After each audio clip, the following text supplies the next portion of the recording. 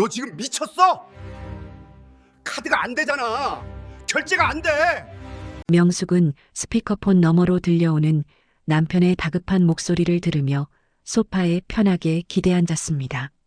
저도 잘 모르겠는데요. 혹시 도난당한 건 아닐까요? 전화기 너머로 만수가 헛기침하는 소리가 들렸고 명숙은 입가에 조롱 섞인 미소를 띄웠습니다. 예비 사돈 어른들 앞에서 완전히 망신당한 남편의 목소리는 떨리고 있었어요. 장난하지 말고 좀 알려줘. 지금 사돈 어른들 앞인데 완전 망신이야. 고급 식당 계산대 앞에서 식은땀을 흘리고 있을 남편의 모습을 상상하며 명숙은 처음으로 진짜 주인이 된 기분을 느꼈어요. 본격적인 사연 시작 전에 여러분과 짧게 인사를 나누고 싶습니다. 댓글로 여러분이 계신 곳과 지금 무엇을 하고 계신지 남겨주세요. 여러분의 구독과 좋아요는 더 좋은 이야기를 들려드리는데 큰 힘이 됩니다. 아직 안 누르셨다면 한 번씩만 꼭 눌러주시고 오늘 준비한 감동적인 사연 시작해보겠습니다. 명숙은 오전 6시 30분에 눈을 떴습니다. 알람보다 10분 일찍 깬 건 어젯밤 시어머니가 내일 아침은 미역국 끓여놔라고 했던 말 때문이었어요. 남편 만수의 생일도 아닌데 미역국이라니 명숙은 이불을 거두며 작게 한숨을 내쉬었습니다. 거실로 나오자 어제 저녁 설거지가 그대로였습니다. 만수는 남자가 설거지까지 해야 되냐며 소파에 앉아 TV만 보다 들어갔었죠. 명숙은 싱크대 앞에 서서 기름때 낀 접시들을 바라봤습니다. 손등에 파란 핏줄이 도드라져 보였어요. 49살 여자의 손이었습니다. 수세미를 쥐고 설거지를 하는데 손목이 시큰거렸습니다. 25년 동안 하루도 빠짐없이 반복한 동작이었어요. 명숙은 고개를 들어 거실 창문 너머 한강뷰를 봤습니다. 이 강남 아파트는 명숙의 아버지가 돌아가시며 남긴 유일한 유산이었어요. 당시 시가로 10억이 넘었던 이 집을 명숙은 친정어머니와 상의도 없이 결혼 직후 본인 명의로 샀습니다. 이 집 덕분에 우리 가족이 먹고 사는 거야. 만수는 늘 그렇게 말했습니다. 하지만 정작 등기부등본에는 김영숙, 명숙의 본명만 적혀 있었죠. 명숙은 설거지를 끝내고 냉장고를 열었습니다. 미역을 꺼내 물에 불리면서 문득 이 냉장고도 이 가스레인지도 거실, 저 비싼 안마의자도 전부 명숙의 돈으로 산 거라는 생각이 스쳤어요. 명숙은 이 집 외에도 친정 어머니께 받은 상가 건물 2채를 임대 주고 있었습니다. 매달 들어오는 임대료만 700만 원이 넘었어요. 그 돈으로 만수의 사업빚을 갚았고 시어머니 병원비를 댔고 시누이 소라의 사업 자금까지 대줬습니다. 하지만 명숙은 한 번도 당당하게 이건 내 돈이야라고 말해본 적이 없었어요. 여자가 어디서 돈줄을 주려고 해? 결혼 3년 차에 명숙이 통장을 관리하겠다고 했을 때 만수가 한 말이었습니다. 그날 만수는 명숙의 손목을 세게 잡으며 눈을 부라렸어요. 명숙은 그때의 악력이 아직도 생생했습니다. 손목에 멍이 들었고 며칠간 시린 느낌이 가시질 않았죠. 그 이후로 명숙은 모든 돈을 만수에게 맡겼습니다. 임대료가 들어오면 만수 통장으로 이체했고 명숙은 한 달에 100만 원씩 생활비를 받았어요. 본인 명의 건물에서 나오는 700만 원 중 100만 원만 쓰는 게 명숙의 일상이었습니다. 미역국이 보글보글 끓는 소리가 주방에 퍼졌습니다. 명숙은 국간장을 넣으며 시계를 봤어요. 7시 15분, 곧 식구들이 일어날 시간이었습니다. 엄마, 밥 안 했어? 첫 번째로 방문을 열고 나온 건 시누이 소라였습니다. 43살인 소라는 결혼 안 하고 친정집에 얹혀 살았어요. 명숙은 시누이를 보며 미역국 끓이고 있어요 라고 답했습니다. 그런데 소라는 냉장고를 열며 인상을 썼어요. 어제 사온 요플레는 어디 갔어? 내가 먹으려고 산 건데. 아침에 시어머님이 드셨어요.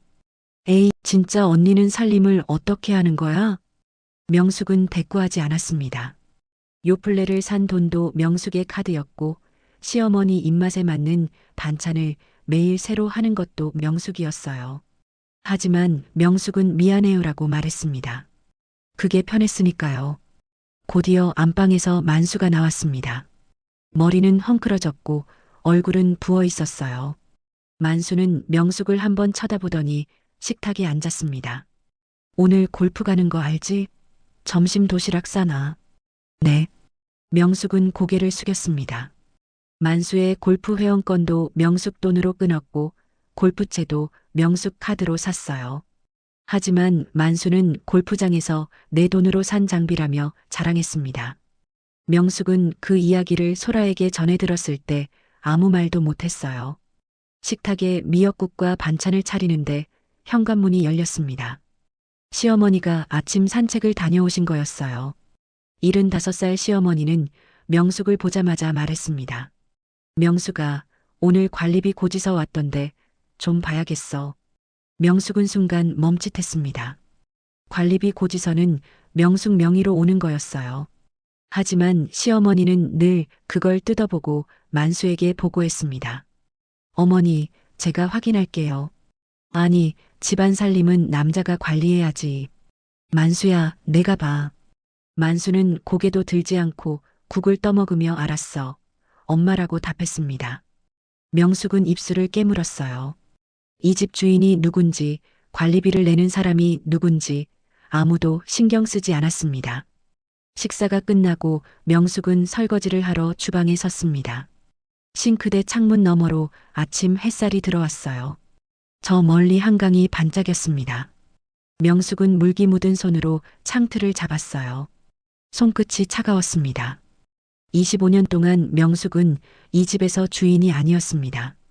며느리도 아내도 엄마도 아닌 그저 일하는 사람이었어요. 명숙의 가슴속에 무언가 서늘한 것이 차올랐습니다. 하지만 명숙은 그 감정을 꾹 눌렀어요. 가족을 위해 내가 참는 게 맞는 거겠지.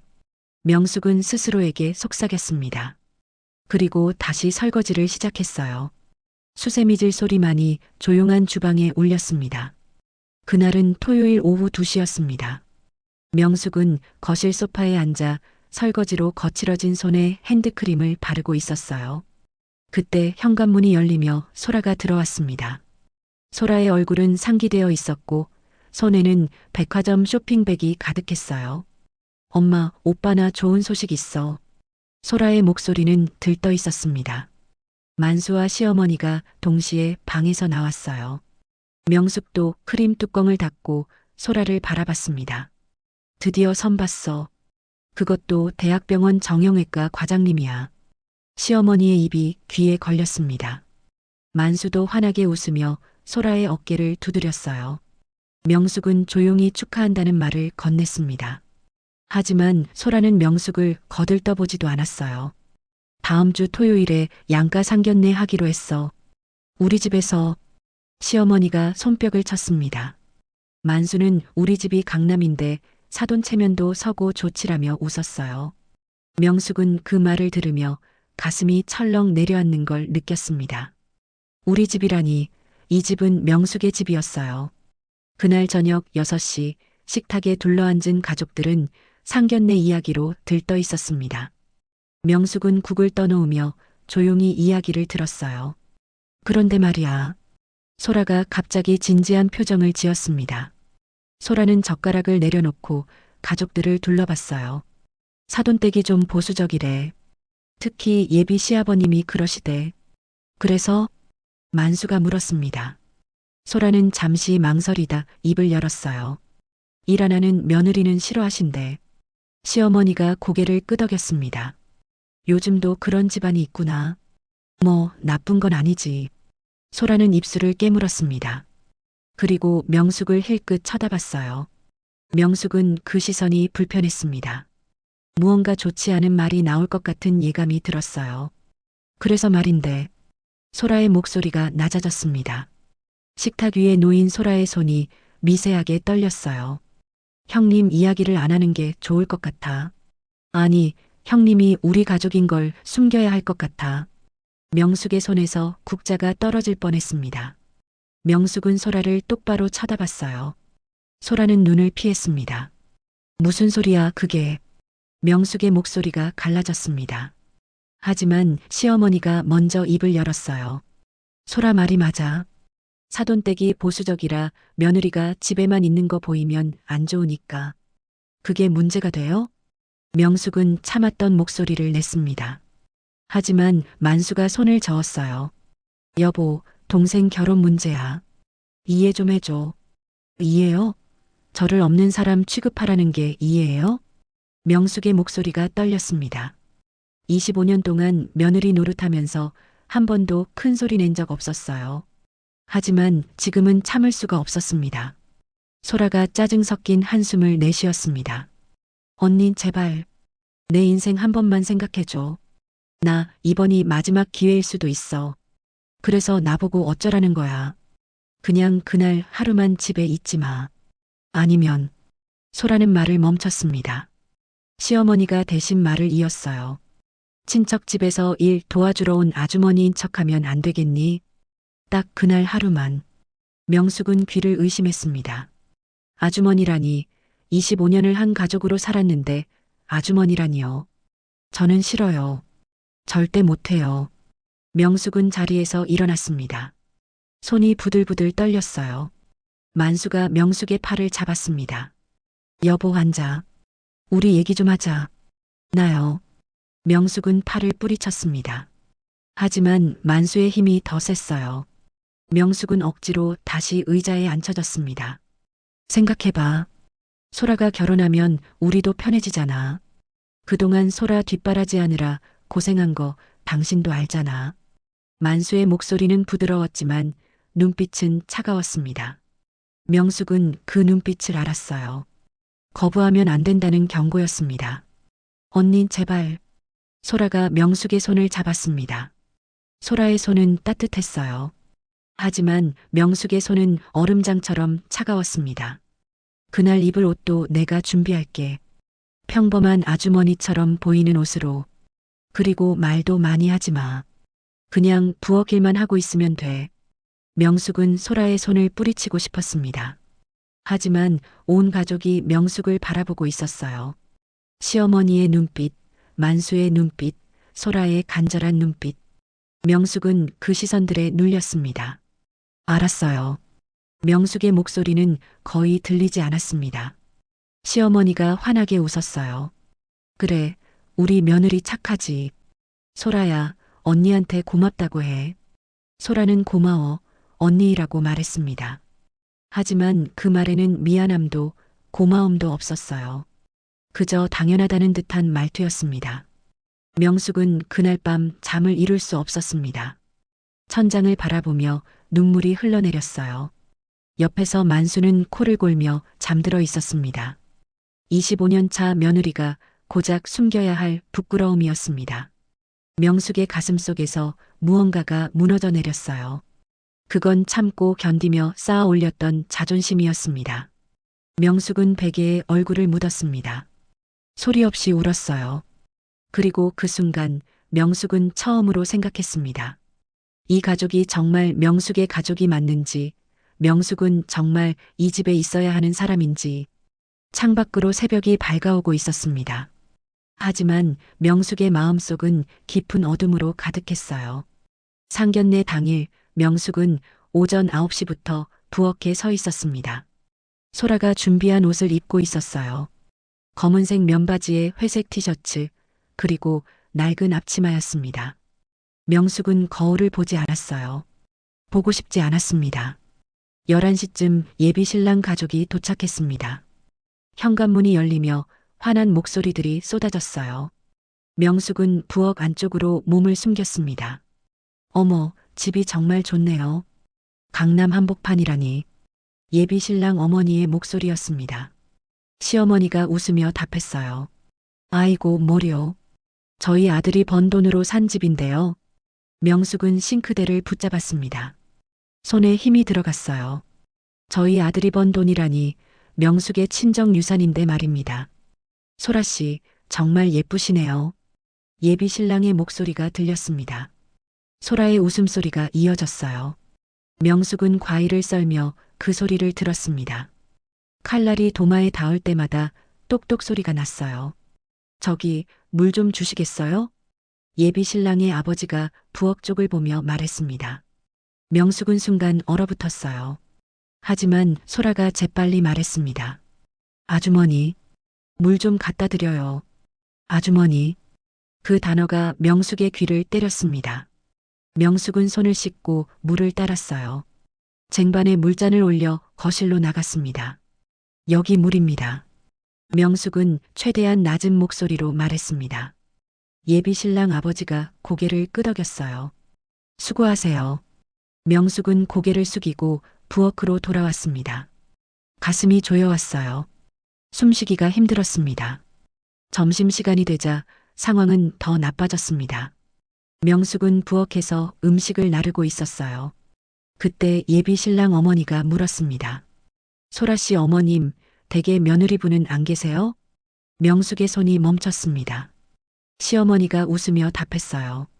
아, 며느리요? 오늘 친정 갔어요. 어머니가 편찮으셔서요. 아이고, 그러시구나. 효녀시네요. 명숙은 접시를 내려놓았습니다. 손이 떨려서 접시가 식탁에 부딪혔어요. 소리가 생각보다 컸습니다. 아주머니, 조심하세요. 소라가 날카롭게 말했습니다. 명숙은 죄송합니다라고 중얼거렸어요. 그리고 다시 부엌으로 갔습니다. 식사가 끝나고 오후 2시쯤 예비 신랑 가족이 돌아갔습니다. 현관문이 닫히자 소라가 환호성을 질렀어요. 잘 됐어. 완벽했어. 시어머니가 소라를 안았습니다. 만수도 웃고 있었어요. 명숙은 부엌에서 설거지를 시작했습니다. 언니 정말 고마워. 덕분에 잘 넘어갔어.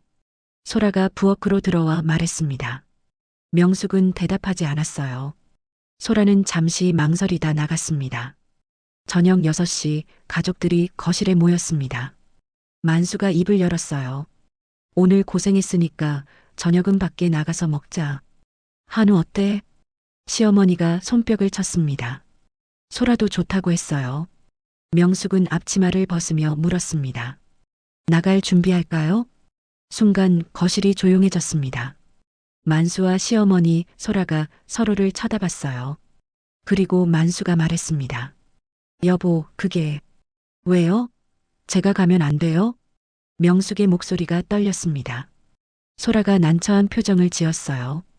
형님, 사실은 예비 신랑 가족도 같이 가기로 했어. 그런데 형님이 가면 아까 아주머니라고 한 게 들통나잖아. 그래서요? 그냥 오늘 하루만 더 참아줘. 제발. 명숙은 소라를 똑바로 바라봤습니다. 소라의 눈에는 미안함 같은 건 없었어요. 그저 귀찮다는 표정뿐이었습니다. 알겠어요. 전 집에 있을게요. 명숙은 소파에 앉았습니다. 만수가 명숙의 어깨를 두드렸어요. 미안해. 제사 음식 대충 해놓고 있어. 우린 한우 먹고 올게. 그리고 만수는 명숙의 가방에서 지갑을 꺼냈습니다. 명숙의 카드를 뽑아 들었어요. 이거 좀 쓸게. 오늘 내가 쏘는 거니까. 명숙은 아무 말도 하지 않았습니다. 만수는 카드를 주머니에 넣고 현관으로 향했어요. 시어머니와 소라도 따라 나갔습니다. 다녀올게요. 소라의 목소리가 들렸습니다. 그리고 현관문이 닫혔어요. 명숙은 혼자 거실에 남았습니다. 시계를 봤습니다. 6시 30분이었어요. 명숙은 천천히 일어나 창문으로 다가갔습니다. 아래쪽 주차장에서 만수의 차가 출발하는 게 보였어요. 명숙은 그 차를 바라보며 서 있었습니다. 가슴속에서 무언가가 끓어올랐어요. 분노였습니다. 25년 동안 꾹꾹 눌러왔던 분노가 한꺼번에 터져나왔습니다. 명숙은 핸드폰을 꺼냈습니다. 손이 떨렸어요. 하지만 이번엔 두려움이 아니었습니다. 차가운 각성이었어요. 명숙은 은행 앱을 열었습니다. 그리고 만수가 가져간 카드 번호를 찾았어요. 손가락이 화면 위를 움직였습니다. 그래, 너희가 말한 아주머니가 어떤 사람인지 보여주마. 명숙의 목소리는 낮고 차갑게 가라앉아 있었습니다. 그리고 명숙은 카드 비밀번호를 바꾸기 시작했어요. 창밖으로 해가 지고 있었습니다. 거실은 점점 어두워졌어요. 하지만 명숙의 눈빛은 그 어느 때보다 또렷했습니다. 이제 명숙은 더 이상 참지 않기로 했습니다. 더 이상 당하고만 있지 않기로 했어요. 이 집의 진짜 주인이 누구인지 이제 보여줄 시간이었습니다. 명숙의 입가에 차가운 미소가 번졌습니다. 명숙은 소파에 앉아 핸드폰 화면을 응시했습니다. 은행 앱이 열려 있었어요. 카드 관리 메뉴가 눈앞에 있었습니다. 명숙의 명의로 된 카드는 총 5장이었습니다.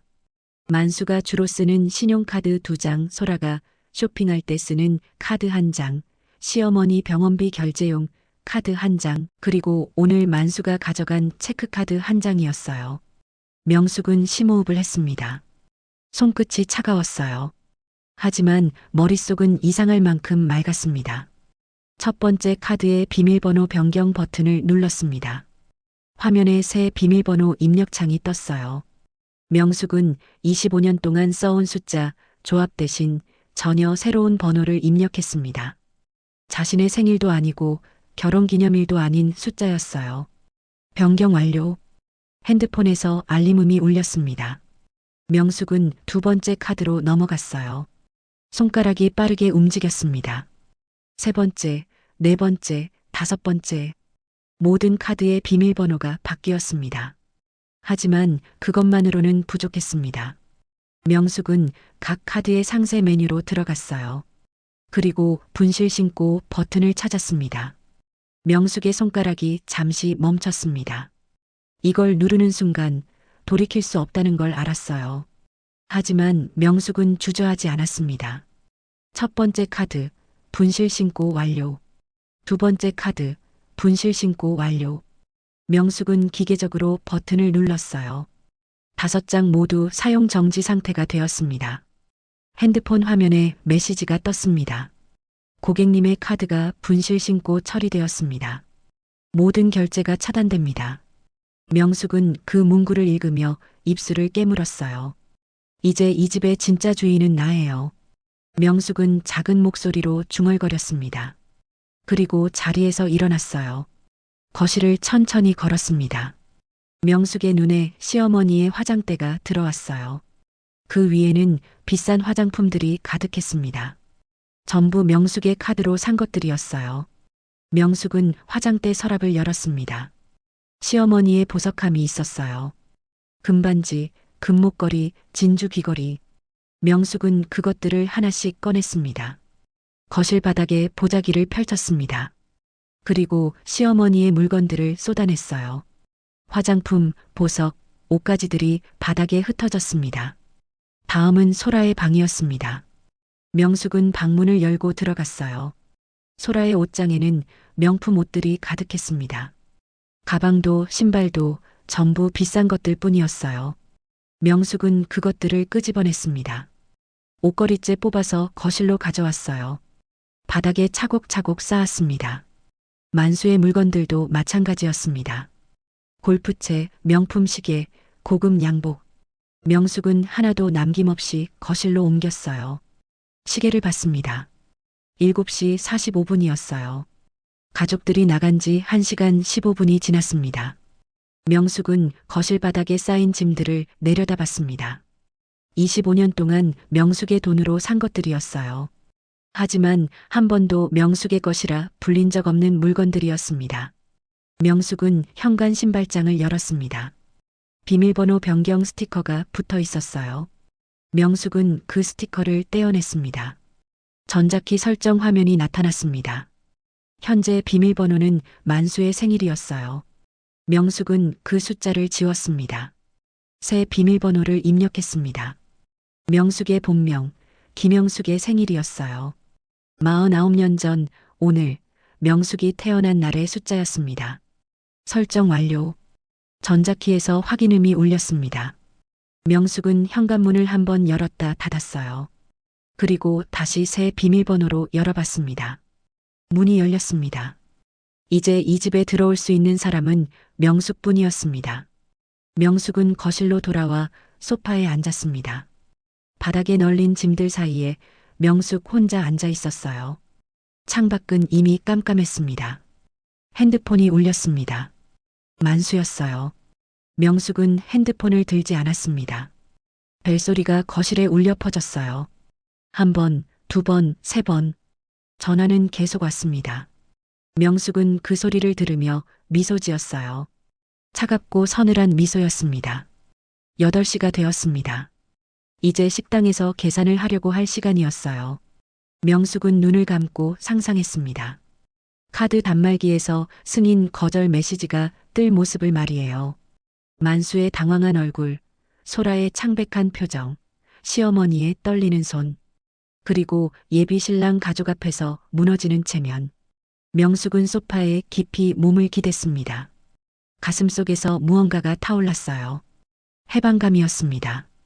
25년 동안 꾹꾹 눌러왔던 자신이 비로소 숨을 쉬는 것 같았습니다. 명숙은 천천히 숨을 들이마셨어요. 공기가 달았습니다. 핸드폰이 또 울렸습니다. 이번에는 소라였어요. 명숙은 핸드폰을 집어들었습니다. 하지만 받지는 않았어요. 그냥 화면을 바라만 봤습니다.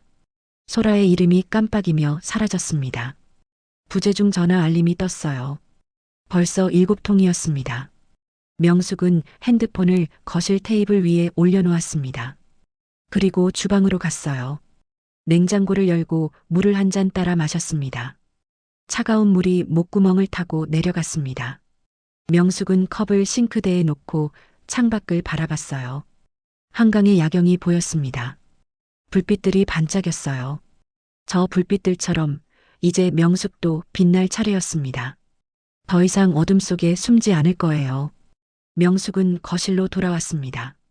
바닥에 널린 짐들 사이를 천천히 걸었어요. 그리고 현관문 앞에 섰습니다. 곧 그들이 돌아올 것입니다.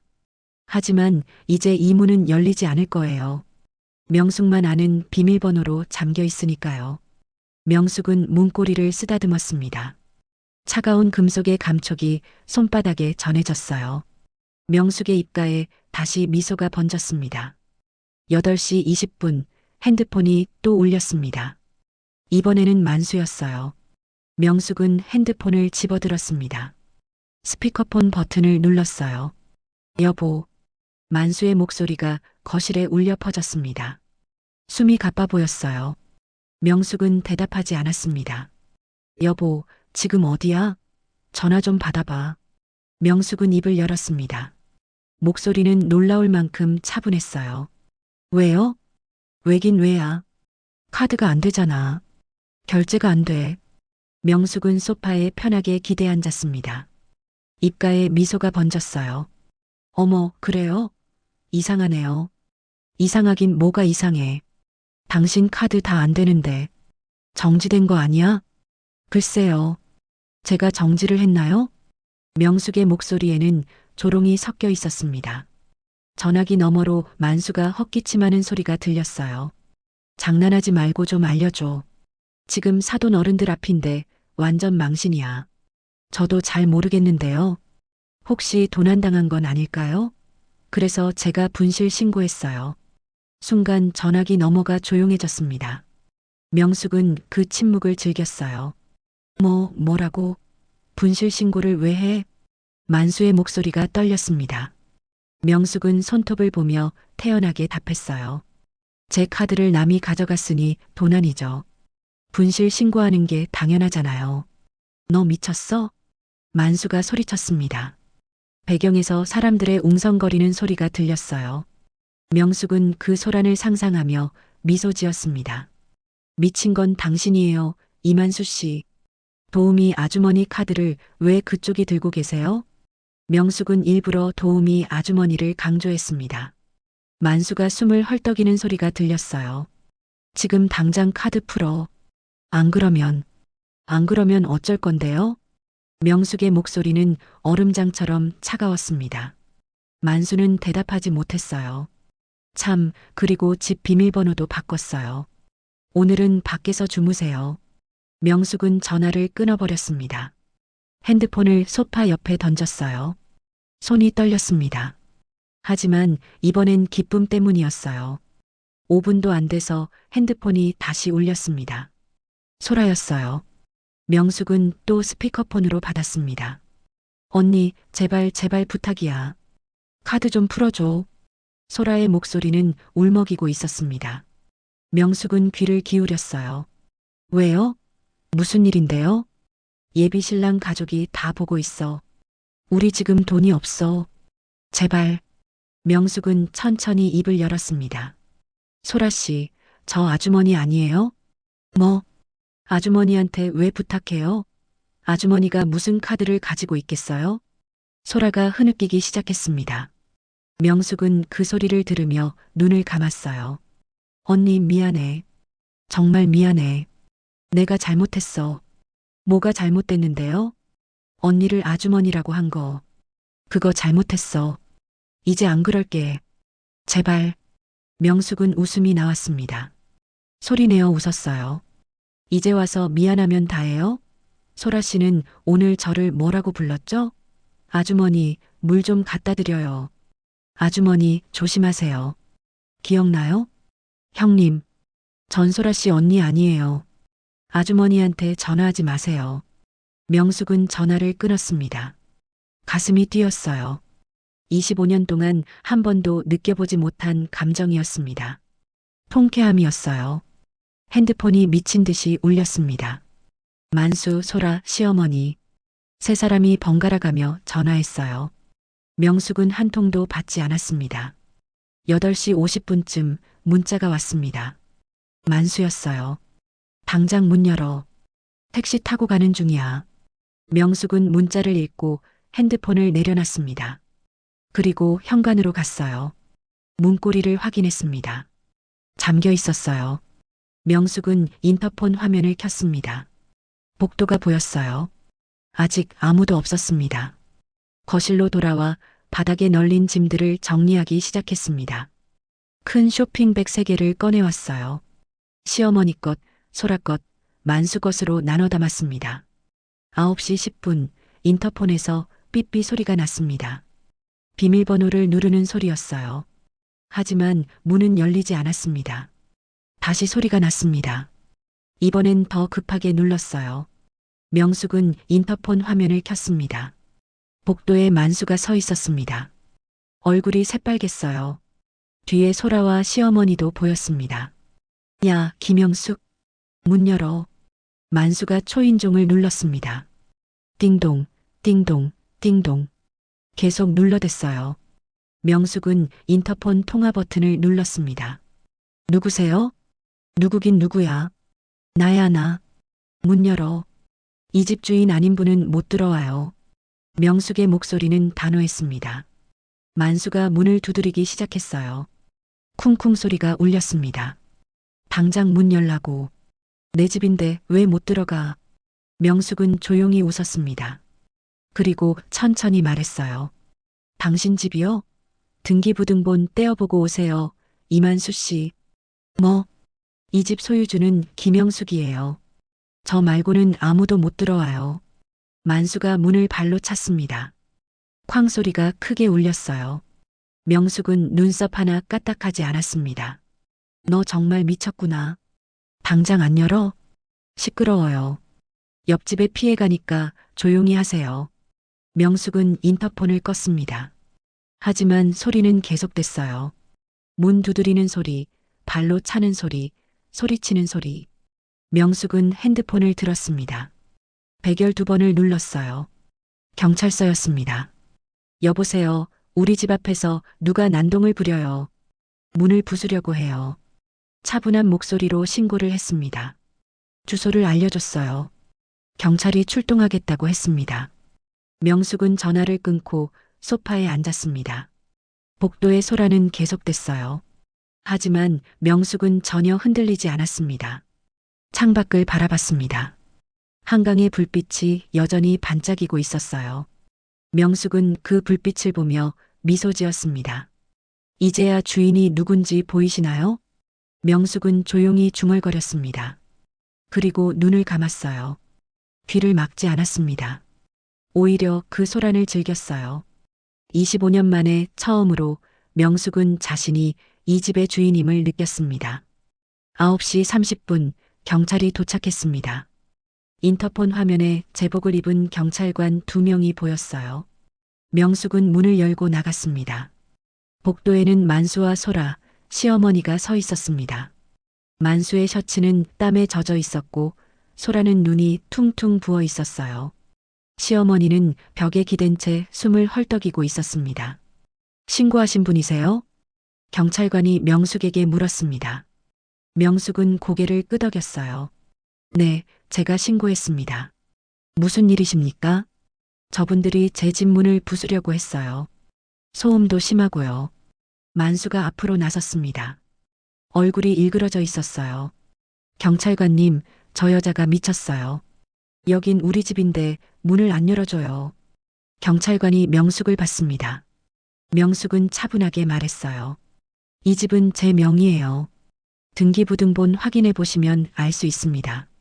진짜요? 경찰관이 만수를 쳐다봤습니다. 만수의 입이 벌어졌어요.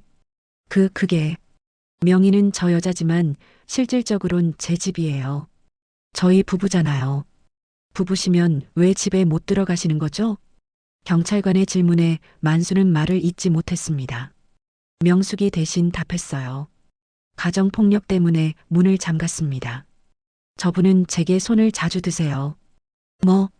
만수가 소리쳤습니다. 경찰관이 손을 들어 만수를 제지했어요. 진정하세요. 부인, 증거가 있으십니까? 명숙은 핸드폰을 꺼냈습니다. 사진첩을 열었어요. 거기에는 명숙의 손목 사진이 있었습니다. 멍든 자국이 선명했어요. 이건 제가 찍은 거예요. 제가 통장 관리하겠다고 했을 때 저분이 손목을 잡아서 생긴 거예요. 경찰관이 사진을 확대해서 봤습니다. 고개를 끄덕였어요. 부인, 혹시 가정폭력 피해자 보호 조치를 원하십니까? 아니요, 일단은 괜찮아요. 그냥 저분들이 조용히 해주시면 돼요. 경찰관이 만수를 돌아봤습니다. 만수는 입술을 떨고 있었어요. 우선 오늘은 다른 곳에서 주무시는 게 좋겠습니다. 부부 문제는 법적으로 해결하시고요. 경찰관님, 이게 말이 돼요? 내 집에 내가 못 들어간다고요? 만수가 항변했습니다. 하지만 경찰관은 고개를 저었어요. 집 명의가 부인분이시고 가정폭력 정황이 있으니 어쩔 수 없습니다. 시어머니가 앞으로 나왔습니다. 목소리가 떨렸어요. 경찰관님, 저는 시어머니인데요. 저도 못 들어가요? 명숙이 시어머니를 봤습니다. 시어머니의 눈에는 눈물이 고여 있었어요. 하지만 명숙은 흔들리지 않았습니다. 어머니, 오늘 낮에 저를 뭐라고 하셨죠? 며느리는 친정 같다고 하셨잖아요. 그럼 저 없는데 어머니는 왜 여기 계세요? 시어머니의 얼굴이 하얗게 질렸습니다. 소라가 명숙의 팔을 잡았어요. 언니 제발, 우리 어디서 자라고. 문 좀 열어줘. 명숙은 소라의 손을 뿌리쳤습니다. 소라가 비틀거렸어요. 언니라고 부르지 마세요. 오늘 낮에 저를 뭐라고 불렀어요? 아주머니 아니었어요?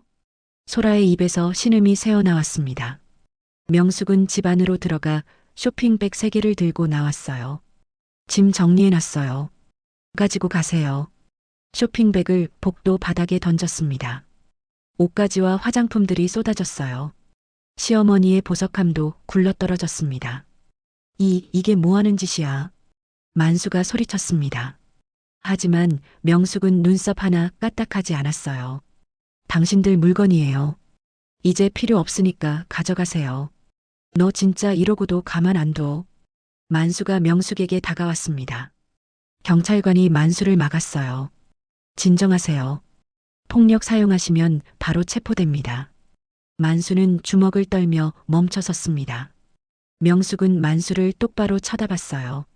이만수 씨, 25년 동안 제 돈으로 먹고 살았으면서 저를 파출부 취급했죠. 이제 진짜 주인이 누군지 알겠어요? 너. 그리고 소라 씨. 명숙이 소라를 봤습니다. 소라는 고개를 숙였어요. 오늘 상견례 잘 됐어요? 예비 신랑 가족 앞에서 카드 결제 안 될 때 기분이 어땠어요? 소라가 흐느끼기 시작했습니다. 명숙은 차갑게 웃었어요. 그게 바로 제가 25년 동안 느낀 기분이에요. 수치심이요. 명숙은 문을 닫으려 했습니다. 시어머니가 문틈에 손을 집어넣었어요. 명숙아, 제발. 나 좀 살려줘. 내가 잘못했어. 어머니, 손 치우세요. 다칠 수도 있어요. 제발, 제발. 시어머니가 울부짖었습니다. 하지만 명숙은 단호했어요. 어머니, 저한테 며느리라고 하지 마세요. 오늘 낮에 전 친정간 며느리 아니었어요? 명숙은 시어머니의 손을 밀어냈습니다. 그리고 문을 닫았어요. 딸깍 소리와 함께 문이 잠겼습니다. 복도에서는 여전히 소란이 계속됐습니다. 시어머니의 통곡 소리, 소라의 울음소리, 만수의 고함 소리. 명숙은 그 소리를 들으며 거실로 걸어갔어요. 인터폰 화면을 봤습니다. 경찰관들이 만수 일가를 진정시키고 있었어요. 곧 복도가 조용해졌습니다. 그들이 떠난 모양이었어요. 명숙은 인터폰을 끄고 소파에 앉았습니다. 조용했어요. 25년 만에 처음으로 명숙만의 공간이 생겼습니다. 창밖을 봤습니다. 밤하늘에 별이 보였어요. 명숙은 깊게 숨을 들이마셨습니다. 가슴속이 시원했습니다. 답답하게 눌려있던 무언가가 활짝 열린 것 같았어요. 명숙은 눈을 감았습니다.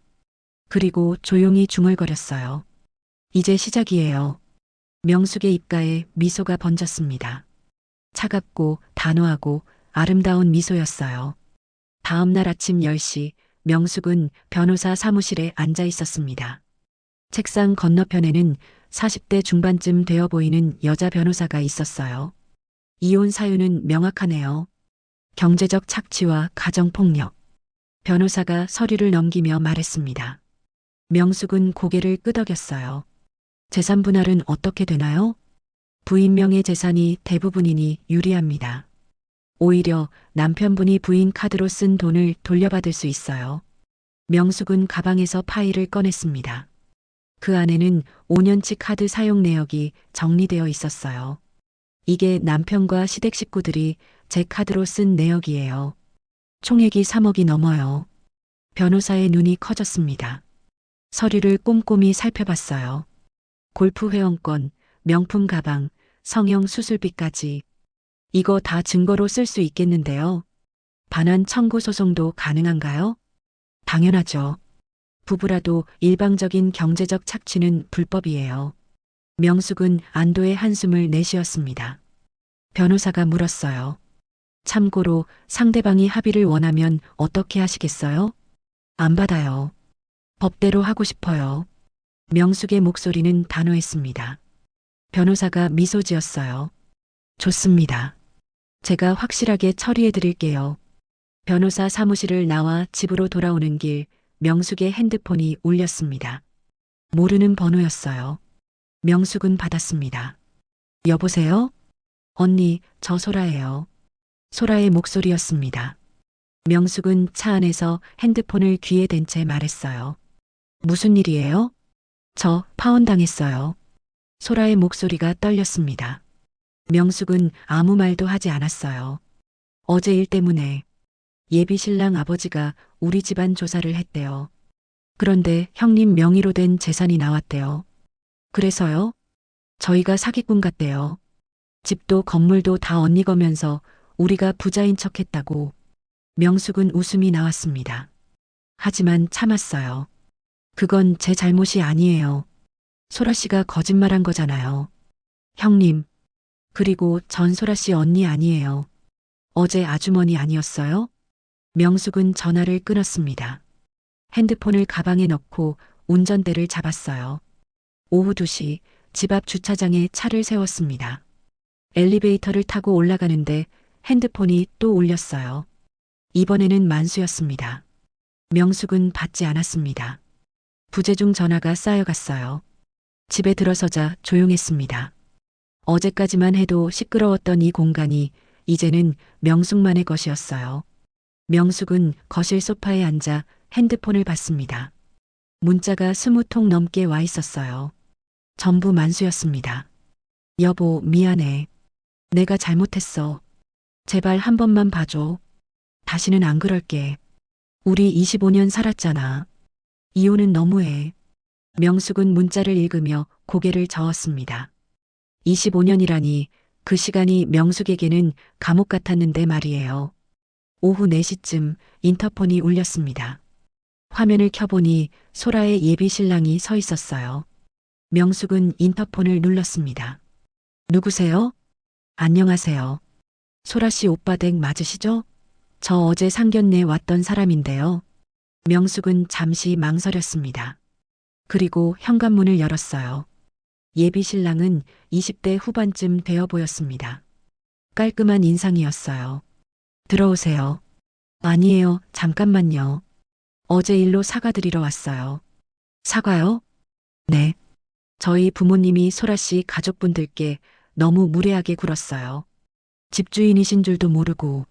명숙은 조용히 웃었습니다. 예비 신랑이 고개를 숙였어요. 그리고 소라 씨한테 들었어요. 어제 아주머니로 속였다고. 정말 죄송해요. 괜찮아요. 당신 잘못은 아니니까요. 소라 씨랑은 결혼 안 하기로 했어요. 저희 집안이 거짓말하는 건 용납 못해서요.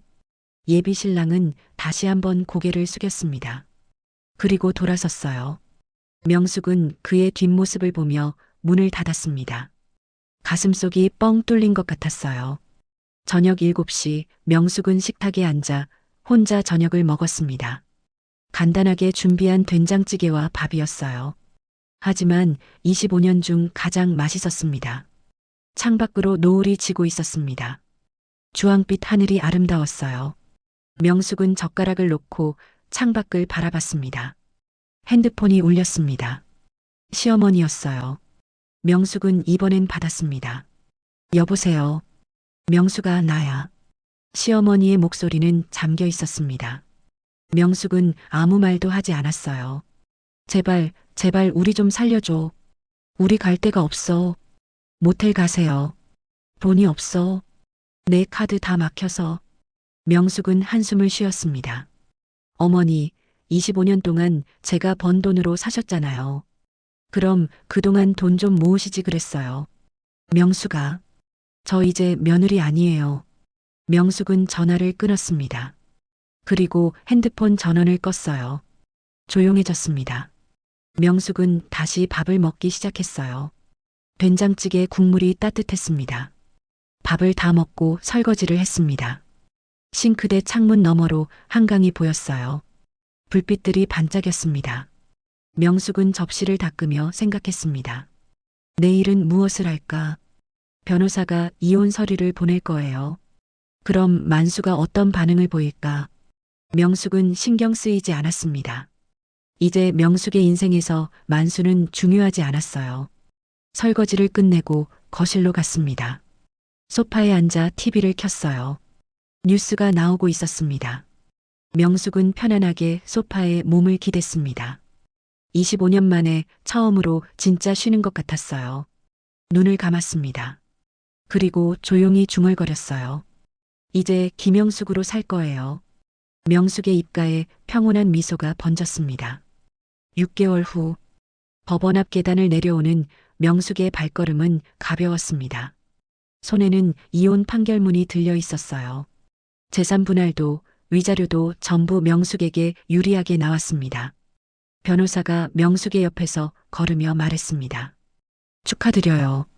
상대 측 변호사가 항소 포기한다고 했어요. 정말요? 네. 증거가 너무 명확해서 항소해도 이길 수 없대요. 명숙은 하늘을 올려다봤습니다. 파란 하늘에 구름이 흘러가고 있었어요. 5월의 햇살이 따뜻했습니다.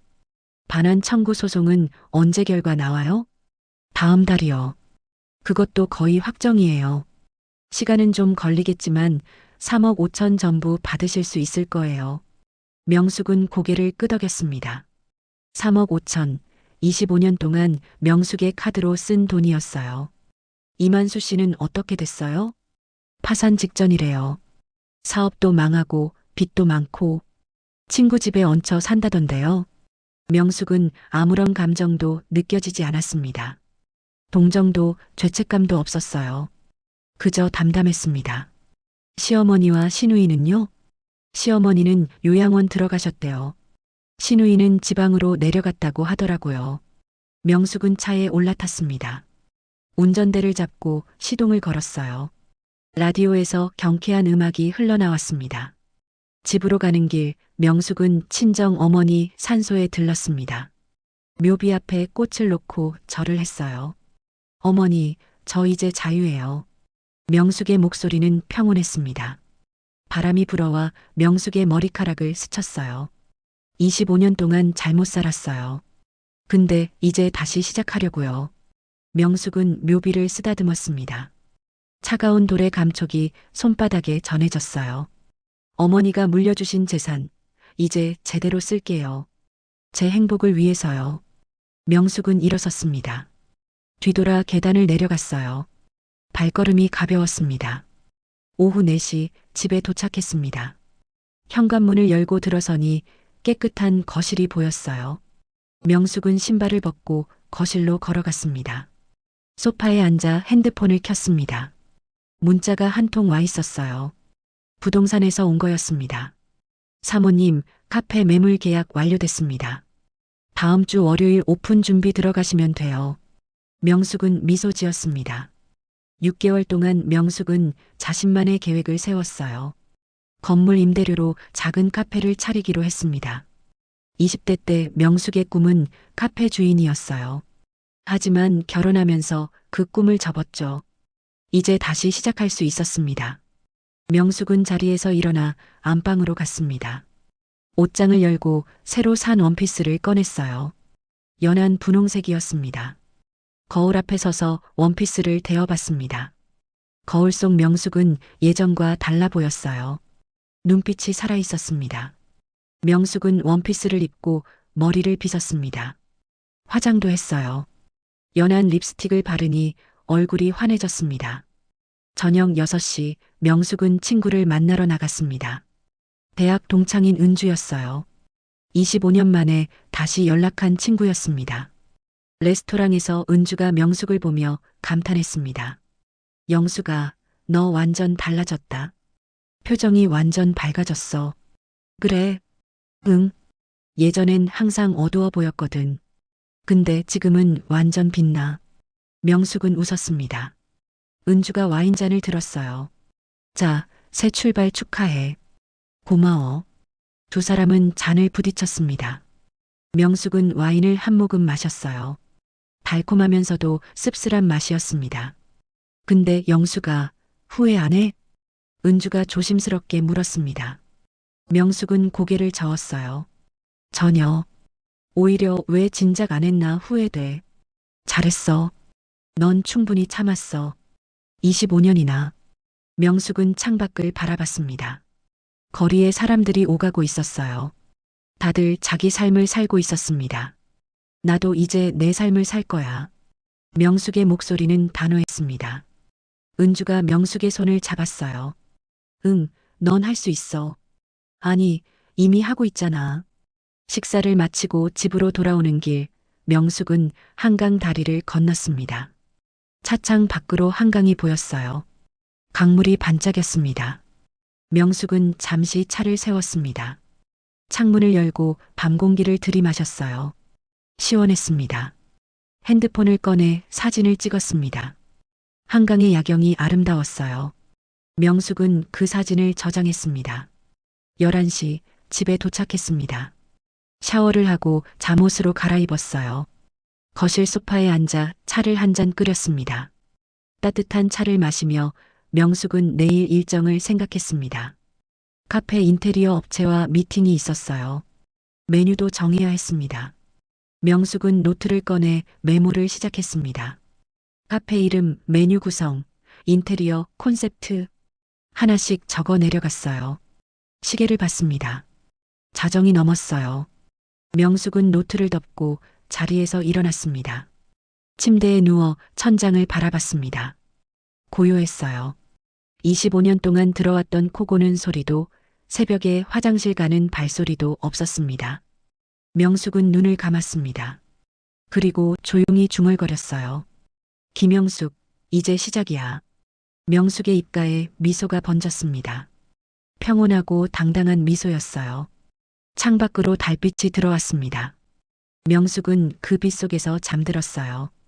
25년 만에 가장 편안한 잠이었습니다. 그리고 내일 김영숙의 새로운 인생이 시작될 것입니다. 오늘도 함께 해주셔서 감사합니다. 구독과 좋아요, 그리고 여러분의 감상을 남겨주시면 더 많은 이야기로 찾아오겠습니다.